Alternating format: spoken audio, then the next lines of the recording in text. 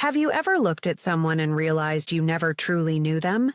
Even after decades of sharing the same bed, the same meals, the same dreams? Have you ever felt the ground shift beneath your feet?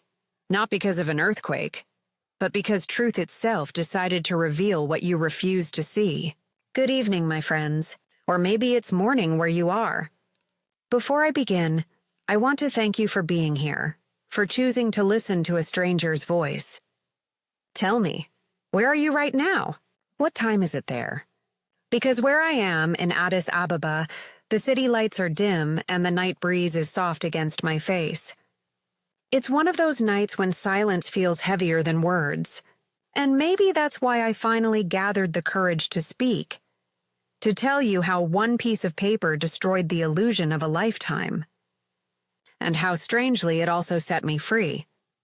I've been Patricia Lawson for 52 years, a wife for 27 of them, a mother of 2 grown children, Samuel and Rosa, and for most of my adult life I thought I was blessed. You see, I wasn't born into luxury. My father was a teacher, and my mother sold handmade baskets in the market near Piazza. We lived modestly but with dignity. I learned early that love and loyalty were worth more than money. And when Raymond Lawson walked into my life, he made me believe that kind of love still existed. I met him when I was 24. He was tall, calm, and spoke with the kind of confidence that could quiet a storm. He'd come from Kenya for a construction project in Addis, and his laughter, oh, it could fill a room. I remember thinking, this man could never lie. His eyes are too kind. How foolish I was to believe that kind eyes meant an honest heart. Our marriage was simple at first.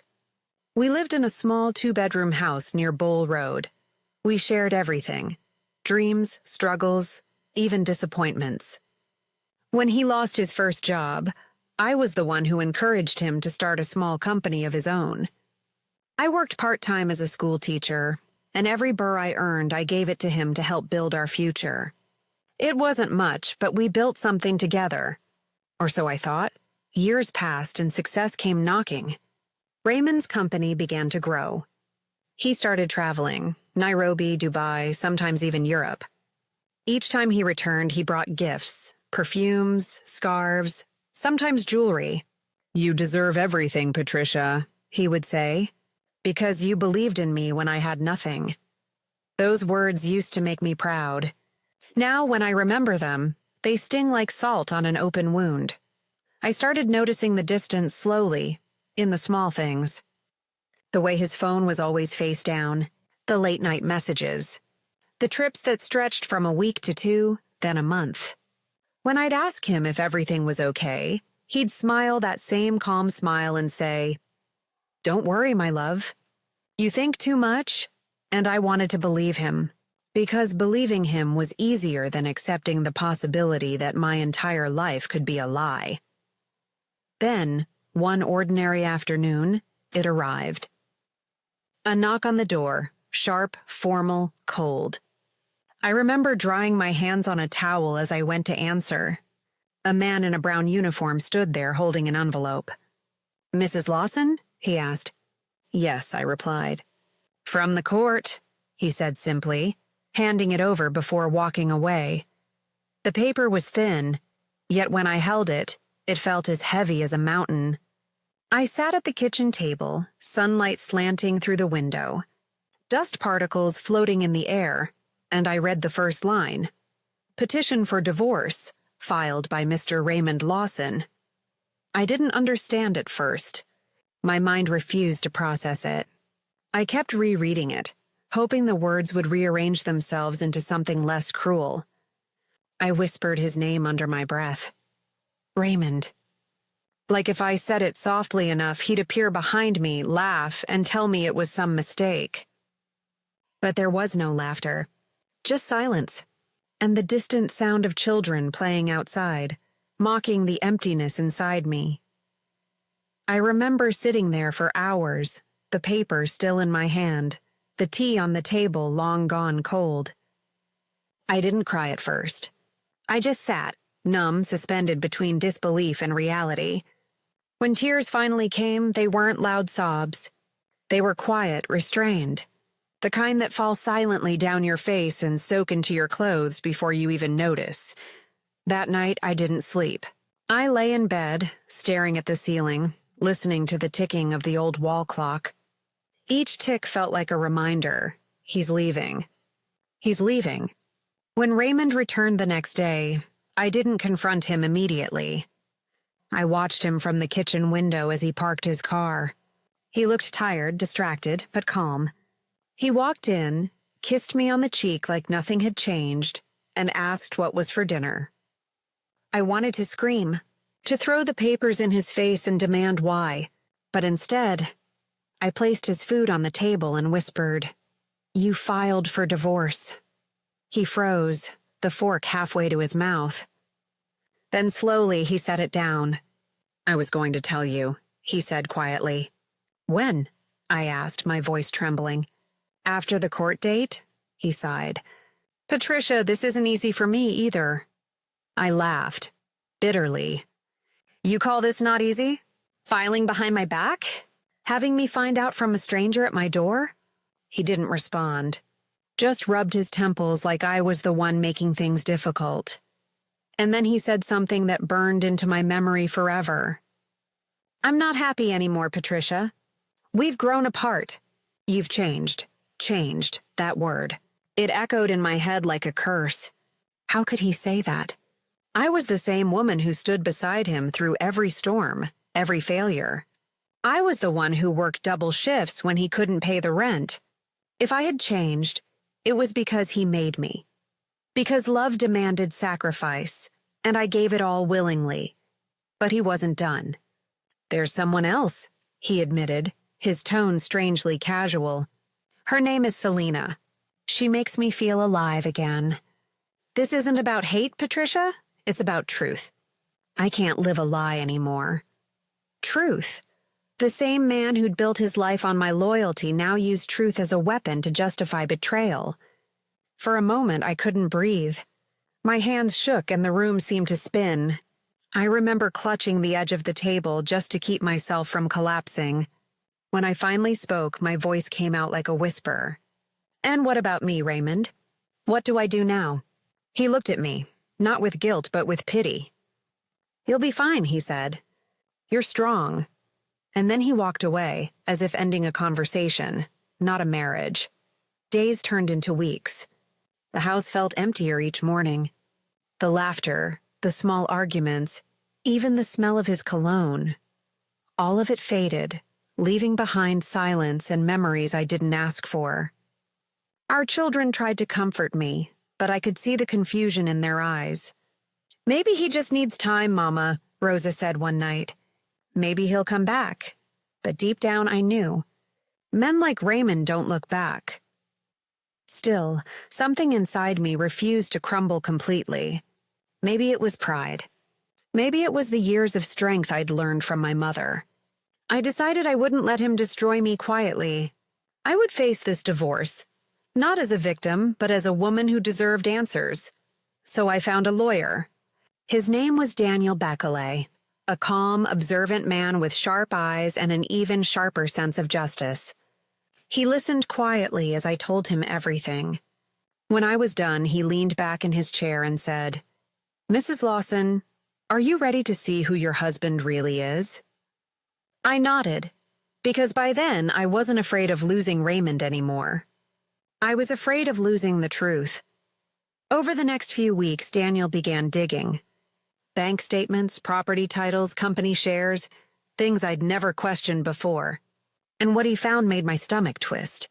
Raymond had transferred most of our assets to another account, one under Selena's name. He'd sold a piece of land I helped him buy years ago, without my consent. He even forged my signature on some documents. Every line, every page, betrayal inked into paper. I remember sitting in Daniel's office, staring at the evidence spread across his desk. "He stole from me," I whispered. Daniel looked at me solemnly. "He didn't just steal from you, he tried to erase you." That night, I stood by my window again, watching the city lights of Addis flicker like faint stars. I thought about all the years I'd spent believing love meant endurance, that if you gave enough, forgave enough, things would eventually work out. But love without respect isn't endurance. It's slow self-destruction. And I had been destroying myself for years. When the court summons finally came, I didn't flinch. I wore my best blue dress, the one Raymond always said made me look too serious. Maybe I wanted to look serious that day, serious enough to face the end of everything I'd built. As I walked into the courthouse, I felt oddly calm. The marble floors echoed beneath my steps, and the air smelled faintly of old paper and anxiety. I clutched my purse tightly, whispering to myself, "You will not break here." Not today, and that's where I'll pause for tonight. Because the next part, the courtroom, the betrayal, the truth, deserves its own breath, its own silence before I tell you how it unfolded. But remember this, my friends, sometimes the worst heartbreak doesn't come from the end of love. It comes from realizing the person you trusted most was never who they claimed to be. So tell me, before we meet again, where are you listening from tonight? And is it dark where you are? Because here in Addis, the night feels heavier than ever. The echo of my heels on the courthouse floor sounded louder than it should have. Maybe because my heart was pounding so hard it filled the silence between every step. Addis Ababa mornings have their own rhythm. The faint hum of traffic, the distant chatter from street vendors selling roasted corn and coffee. But inside that building, all of it disappeared. The air was still, heavy, almost watchful. Daniel walked beside me, a calm presence. He carried a thin folder under his arm. Nothing compared to the weight I carried inside me. We passed through a corridor where sunlight filtered through tall windows, painting bars of gold across the tiled floor. It felt like walking through a cage made of light. When we reached the courtroom door, Daniel paused. "Patricia," he said softly, "remember what we talked about. You don't have to speak much today. Let the truth do the talking." I nodded, though my throat was dry. The truth. Such a simple word for something so complex, so painful. Inside, the courtroom smelled faintly of wood polish and paper, an odd mixture of formality and decay. A few people sat scattered across the benches, strangers, maybe witnesses in other cases. But then I saw him, Raymond. He was seated near the front, wearing a crisp gray suit and the same calm expression that once used to comfort me. But he wasn't alone. Beside him sat her, Selena, younger, dressed elegantly, a subtle fragrance drifting even from a distance. Her eyes met mine briefly, not with shame, but with the smugness of someone who thinks she's already won. My heart clenched, but I straightened my back. Let them look. Let them think what they want. I wasn't here to beg for love anymore. I was here to reclaim my dignity. The judge entered, a tall man with silver-rimmed glasses and a face carved by years of patience. Everyone stood. The sound of chairs scraping the floor filled the air like the first clap of thunder before a storm. As the proceedings began, I barely heard the formalities. My mind drifted. To the mornings I'd cooked breakfast for Raymond before work, to the times we'd danced barefoot in our living room. All of that felt like another life now, belonging to a woman who no longer existed. Then Raymond's lawyer stood up. A smooth-voiced man in a dark suit. "Your Honor," he began, "my client seeks an amicable dissolution of marriage on the grounds of irreconcilable differences. He has offered fair financial support to Mrs. Lawson and requests that the property, namely the family house and associated assets, be transferred to his name for ease of management. In exchange, he commits to monthly support as agreed. Fair support. Ease of management. Such beautiful phrases for such ugly intentions." I turned my gaze toward Raymond. He didn't look at me. His eyes stayed fixed on the judge, calm, rehearsed.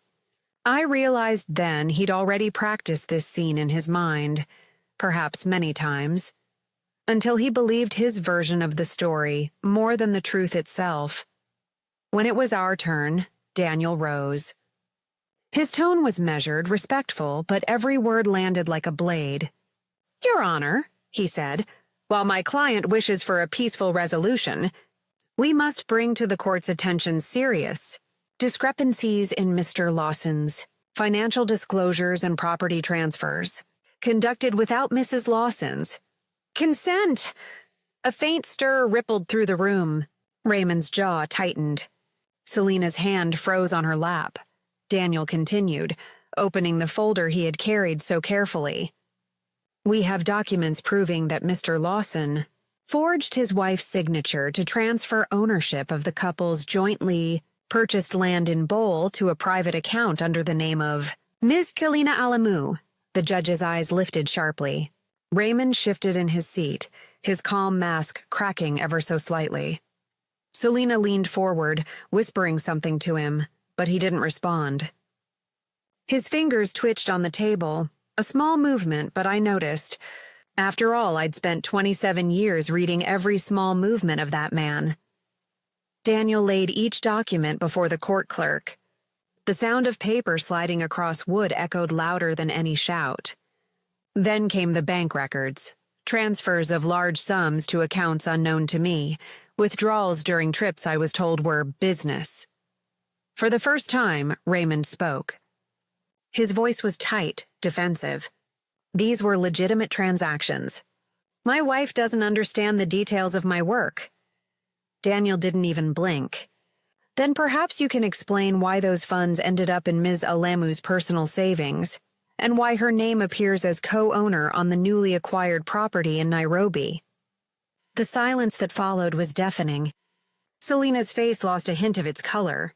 She looked at him, really looked, as if seeing a stranger. I watched her expression change. Pride to confusion, confusion to fear, she whispered again, more urgently this time. Raymond's lips tightened and he muttered, "Not here," but it was too late. The judge was already noting every detail. Daniel wasn't done. He pulled out a small envelope and handed it to the bailiff. "Your Honor, this is a recorded phone conversation verified by a certified technician. In it, Mr. Lawson admits to manipulating legal documents to avoid joint ownership, stating, and I quote, 'Patricia doesn't need to know. She'll sign whatever I tell her to.'" My breath caught. I hadn't known about that recording. Daniel had kept it as his final card. The judge listened intently as the audio played. Raymond's voice filled the courtroom, smooth, confident, utterly unrepentant. Selena's was faint in the background, asking, "What if she finds out?" And his answer, clear, cold, "She won't. Patricia trusts me too much. Even after everything." Hearing it out loud broke something inside me. Trust, that was always my flaw. When the recording ended, the courtroom was still. Raymond looked smaller somehow, cornered by his own arrogance. Selena sat motionless, her hands clasped tightly, eyes darting between him and the judge. Finally, the judge spoke, his voice calm but firm. "Mr. Lawson, these are serious allegations backed by substantial evidence. The court cannot proceed with your request for property transfer. In fact, it appears your conduct warrants further investigation for fraud." Daniel inclined his head slightly. "Your Honor, my client seeks no revenge, only fairness.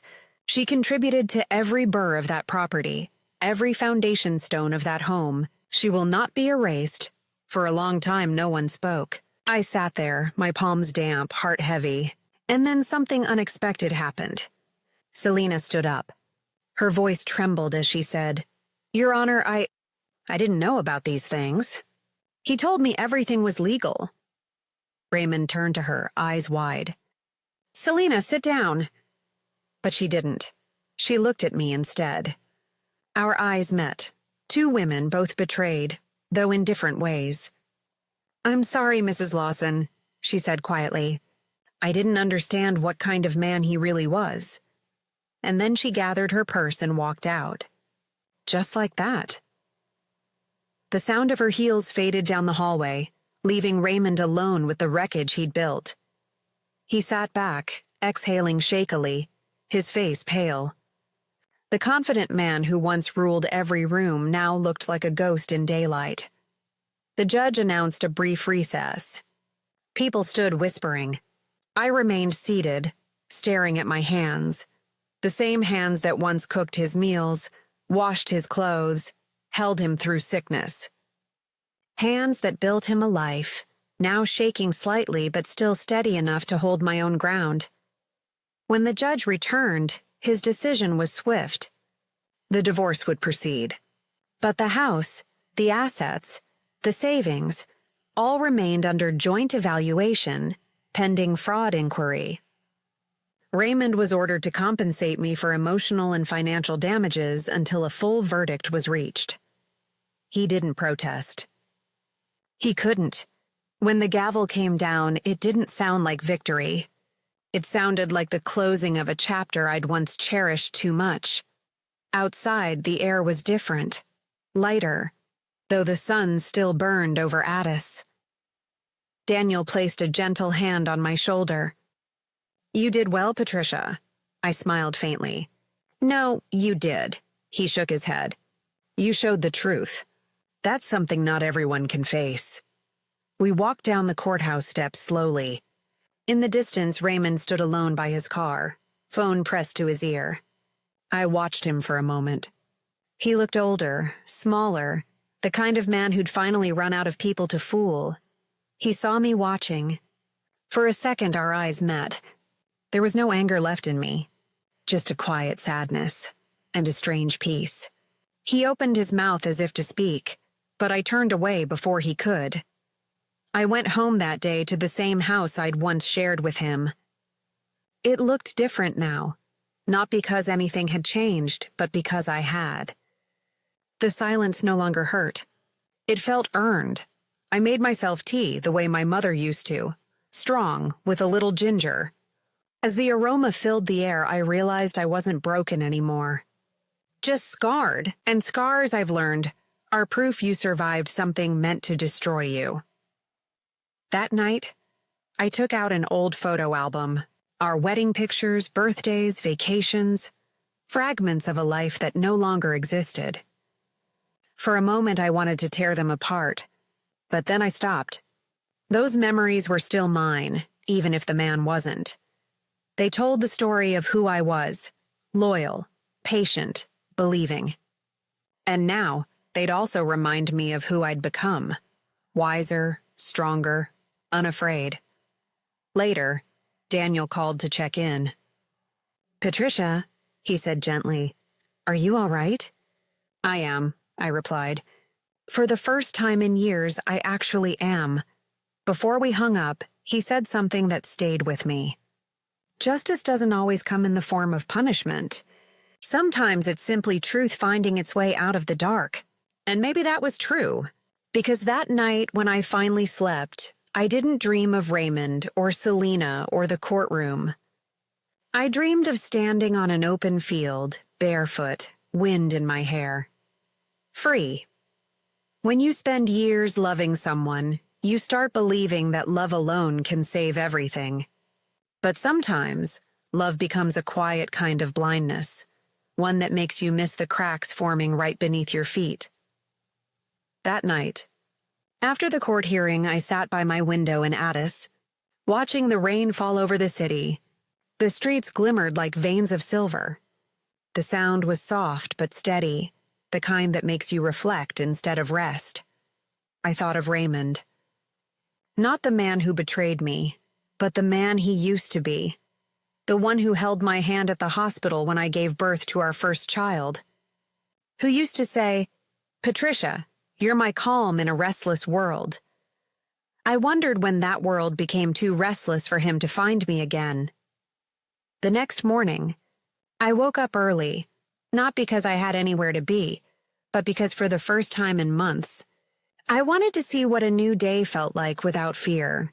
I made coffee the Ethiopian way, bunna, slowly roasted with cardamom and conversation only with myself. The smell filled the house like a promise that maybe, just maybe, life wasn't over yet. A few days later, Daniel came by with some paperwork. The fraud investigation was underway, and the authorities had frozen Raymond's access to all joint assets. He would face charges soon. I thought I would feel triumphant. Instead, I just felt tired. "Will you testify again if needed?" Daniel asked. "Yes," I said. But what I didn't say was that I hoped I wouldn't have to, because I didn't want to see him again, not in a courtroom, not in memories.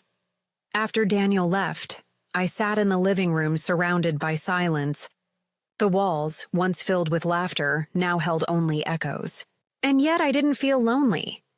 There's a strange peace in solitude, the kind you only find when everything else has fallen away. That evening, I received a call. "Patricia." It was Selena. Her voice was quieter than I remembered. "Yes, I just wanted to apologize. Not because I think it'll change anything, but because I need you to know. I didn't know the truth about him. When I heard that recording, I felt sick. I left him for good." I was silent for a moment. "What about him now?" "He's alone. Lost most of his clients facing charges. I think he's angry at everyone, especially himself." There was a pause. "I'm sorry," she said again before hanging up. I put the phone down and stared at the wall.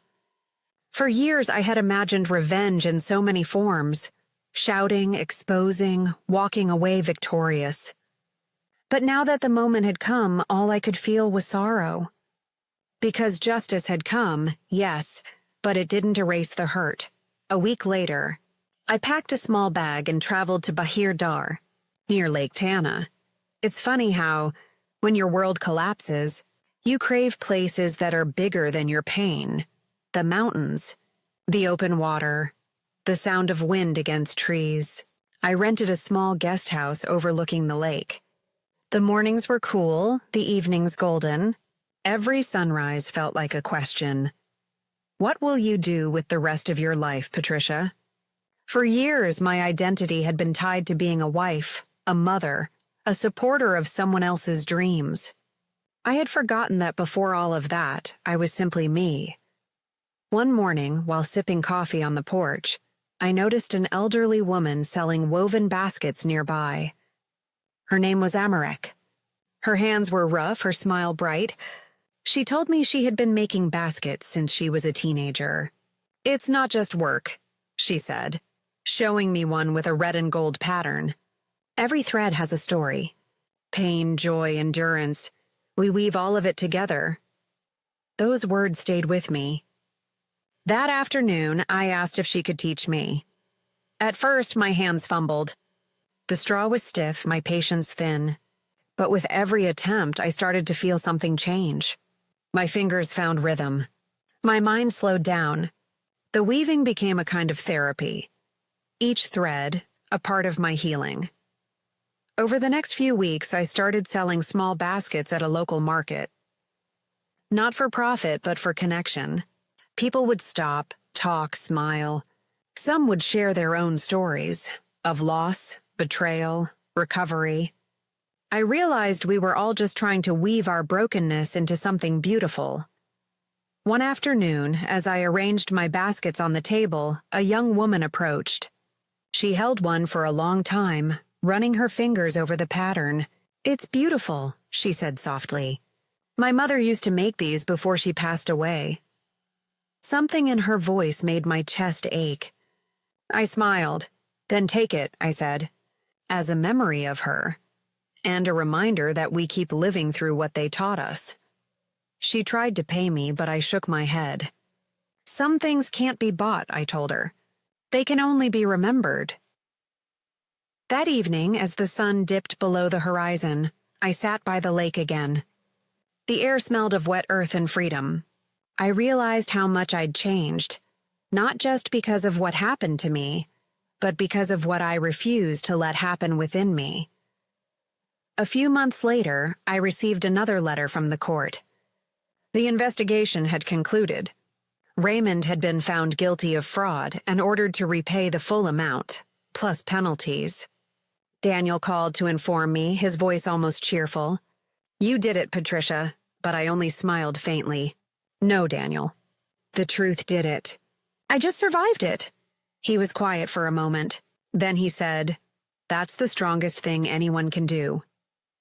After the call, I folded the letter and placed it in my journal. Not as a trophy, but as closure. I didn't need revenge anymore. I didn't need the world to know my pain. What I needed was peace, and I found it. Not in the courtroom, not in the money I got back, but in the quiet mornings when I wove baskets by the water, the smell of coffee drifting through the air, the birds singing like nothing had ever gone wrong in the world. One evening, as I was closing my small stall, I heard a familiar voice behind me. "Patricia," I froze. When I turned, Raymond stood there. He looked older, not just in years, but in spirit. His once proud posture had softened, his eyes clouded with something that looked almost like regret. "I heard you were here," he said quietly. I didn't speak. The lake shimmered behind me, reflecting the last streaks of sunset. I wanted to say. He hesitated, his voice trembling. "I'm sorry. For everything. For how I treated you, for what I became." I studied his face. The lines, the exhaustion, the cracks where pride used to be. Once I would have given anything to hear those words. Now they just felt like an echo from a past that no longer held power over me. "I forgive you," I said finally. He looked startled. "You do?" "Yes, because carrying hate is just another form of imprisonment. And I've already served my time." He lowered his gaze. "You've changed." "I had to," I replied softly. "You don't survive storms by staying the same." We stood in silence for a moment. Then he nodded, whispered a quiet thank you, and walked away. I didn't watch him go. I didn't need to. The next morning I went to the lake early. The water was calm, the reflection of the sky perfect. I felt something inside me finally settle. A quiet closure, not dramatic, not loud, just complete. As I watched the ripples spread, I realized something life had taken years to teach me. Forgiveness isn't about letting someone else off the hook. It's about freeing yourself from the chain that keeps you tied to the moment you were hurt. That day, I gathered all the old photos, documents, and letters. Everything that had belonged to the Patricia who once defined herself by someone else's love, and placed them in a small box. I didn't burn them. I buried them by the water's edge, beneath a small tree. When I pressed the earth over it, I whispered, "Rest well. You've done enough." After that, I started teaching basket weaving to local women who had been through their own struggles. Single mothers, widows, women rebuilding their lives. We called our group Enat Weavers, Mother Weavers. Each woman brought her story, her pain, her laughter. Together, we created something that felt like family. One of them, a young mother named Saba, once asked me, "How did you forgive someone who ruined so much of your life?" I smiled and said, "Because if I didn't, he'd still own the part of me that was meant to heal." Months turned into a year. My small weaving group became a cooperative. We began selling baskets to tourists, to local markets, even shipping some abroad. For every sale, we added a note, woven with patience, by hands that refused to give up. One afternoon, a journalist came to interview us. She asked, "Mrs. Lawson, what's your secret? How did you turn pain into purpose?" I thought for a moment, then said, "You don't escape pain by denying it. You face it, stitch by stitch, thread by thread, until it becomes part of your strength. Like weaving. You can't skip the hard parts, or the pattern won't hold." When the article was published, I received dozens of messages from women in Kenya, South Africa, Ghana, even as far as Canada, saying they'd found courage in my story. And that's when I realized something powerful. What we survive isn't just for us. It's for the next person who thinks they can't. Today, I still live near the lake. My hands are older, my heart quieter, but I've never felt richer. Sometimes I walk by the water and talk to myself, not out of loneliness but gratitude. Because I finally learned what peace really means. It's not a perfect life. It's an honest one. And honesty, I've learned, is its own kind of home. So, to everyone listening to my story, wherever you are in the world, whatever time it is for you right now, remember this. You may lose people, possessions, even pieces of your past. But never lose yourself. Because sometimes, when everything falls apart, it's just life clearing the way for you to build something better. And if you ever find yourself standing in the ruins of what once was, don't rush to rebuild. Sit there for a while, breathe, let the silence teach you. Because the woman or man who rises after that silence will never be the same again.